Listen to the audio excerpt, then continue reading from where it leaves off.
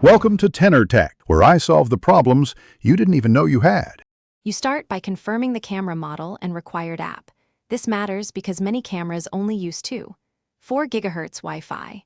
Once powered, plug the camera into power and watch the LED or listen for voice prompts so you know it's booted. Make sure your phone has Bluetooth and Wi-Fi turned on and the manufacturer app installed.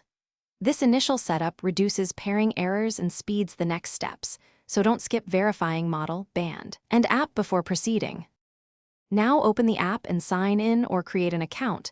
Grant camera, microphone, and location permissions because the app needs them to detect the device and configure networking. Follow the in-app setup wizard. Choose Add Device, pick your camera type, then select your home 4 GHz SSID and type the Wi-Fi password. The app will push credentials to the camera. This secures the link. Once the camera connects, the app shows registration success and often a live preview. Make sure the LED indicates normal operation. Finish by naming the camera and setting a strong, unique password. This prevents unauthorized access.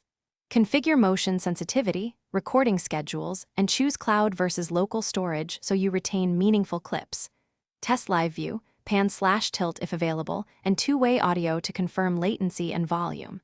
If something goes wrong, reboot the camera and router first, confirm you used the 4 GHz SSID and correct password. Then retry setup. If persistent, perform a factory reset and repeat the in-app setup to clear prior pairing data.